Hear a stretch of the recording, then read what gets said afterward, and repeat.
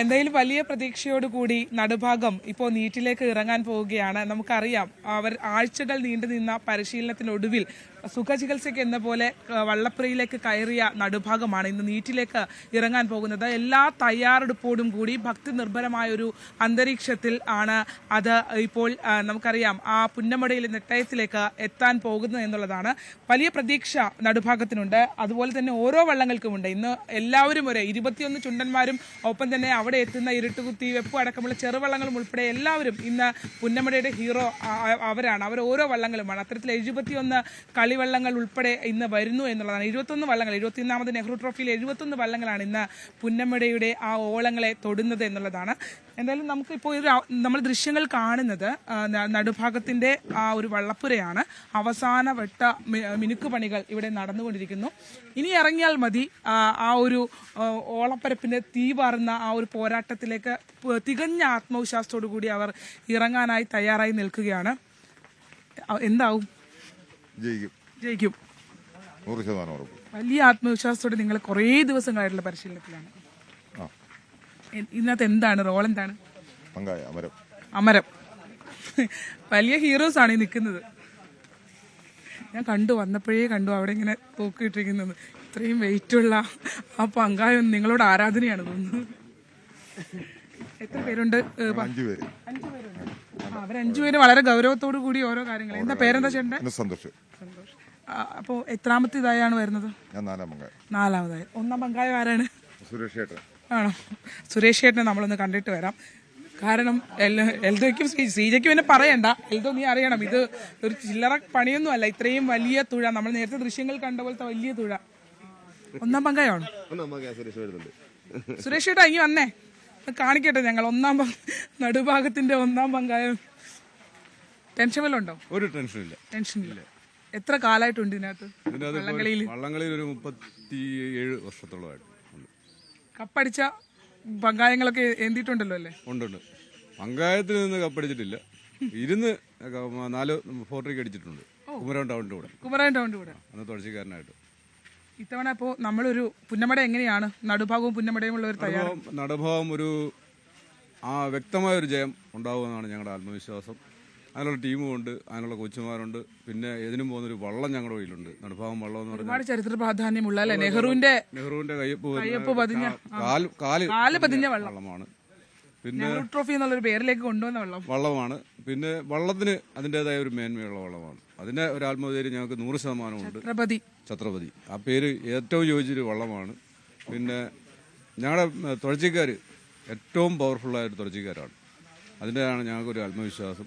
100% ഞങ്ങൾ വിജയിക്കുമെന്ന് തന്നെയാണ് ഞങ്ങളുടെ വിശ്വാസം. എത്ര നാൾ പരിശീലനം ഉണ്ടായിരുന്നു നിങ്ങൾക്ക്? ഏതാണ്ട് 35ഓളം ദിവസത്തെ പരിശീലനം ഉണ്ടായിരുന്നു. മൊത്തം എത്ര പേരുണ്ട് വള്ളത്തിൽ? മൊത്തം 82 തുഴച്ചിക്കാരുണ്ട്, 5 അമരമുണ്ട്, 9 നിലക്കാരുണ്ട്. ഇത്ര ആൾക്കാരുണ്ട്. ഇനിയിപ്പോ മഴയൊക്കെ ഉണ്ടല്ലോ, അപ്പൊ അതൊക്കെ നിങ്ങളെ അനുകൂലമാണോ പ്രതികൂലമാണോ? എന്താ സ്വാഭാവികമായിട്ട് പ്രതികൂലമാണ്. പിന്നെ എല്ലാവരും അത് ബാധിക്കുന്ന കുഴപ്പമില്ല, ഒരാൾ മാത്രമല്ലല്ലോ ബാധിക്കുന്നത്. വെള്ളത്തിന്റെ ഒഴുക്കാണോ? എന്താണ്?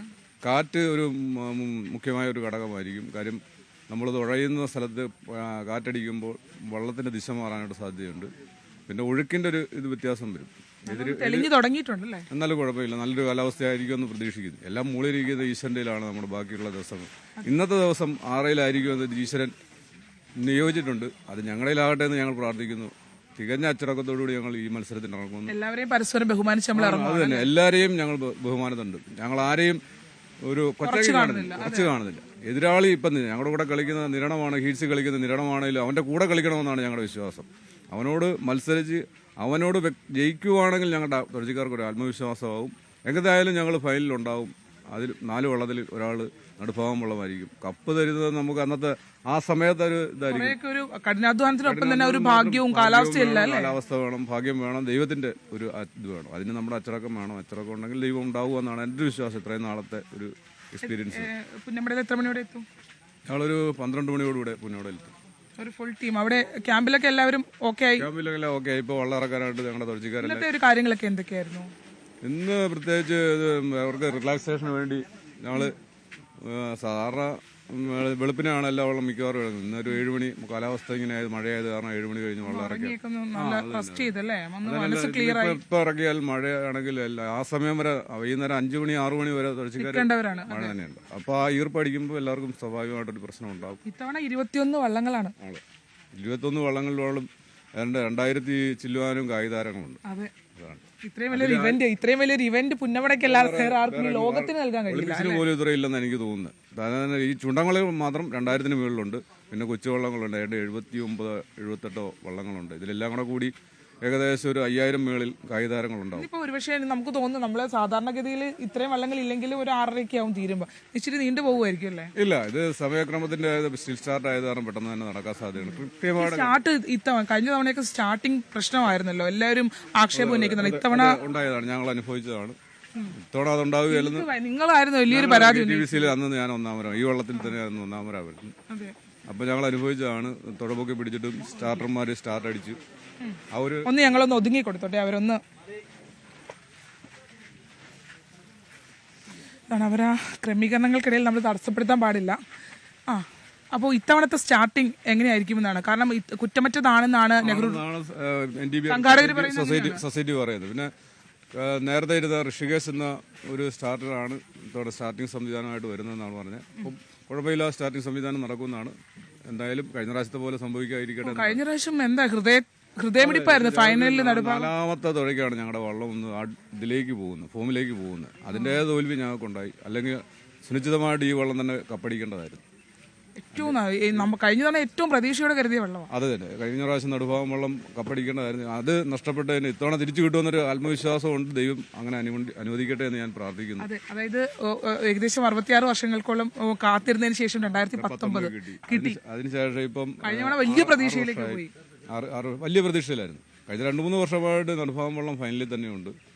അത് ഇത്തവണ എല്ലാ അധ്വാനത്തിനും ഫലം ഉണ്ടാവട്ടെ. 100% വിശ്വാസമുണ്ട്. ഫൈനലുണ്ടാവുമെന്ന് ഞങ്ങൾക്ക് 100% വിശ്വാസമുണ്ട്. ബാക്കി ദൈവം കനിയട്ടെ എന്ന് പ്രാർത്ഥിക്കും.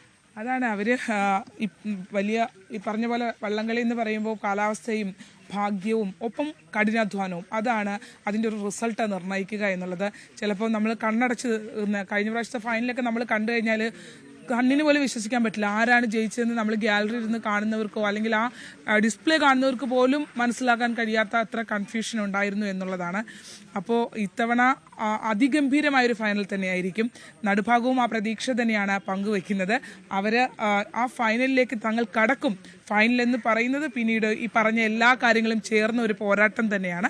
ആ പോരാട്ടത്തിലേക്ക് അവർ എത്തുമെന്നുള്ളതാണ് അവർ വിശ്വസിക്കുന്നത്. എന്തായാലും എല്ലാവിധ ആശംസകളും നമ്മൾ ആ ടീമിന് നൽകുകയാണ്. ചരിത്ര പ്രാധാന്യമുള്ള വള്ളമാണ്.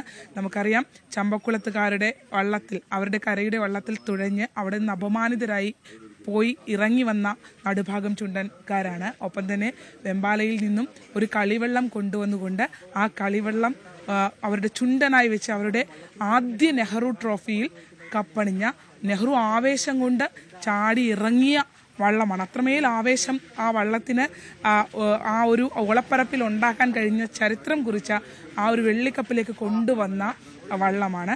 ഇപ്പോൾ ഇത് ഇവർ പുതുക്കി പണിത പുത്തൻ ചുണ്ടനാണ് എങ്കിൽ പോലും ആ ഒരു ചരിത്രം ഒരിക്കലും മാറുന്നില്ല. 2019 ഒപ്പം തന്നെ നമുക്കറിയാം ആദ്യ നെഹ്റു ട്രോഫിയിലുമൊക്കെ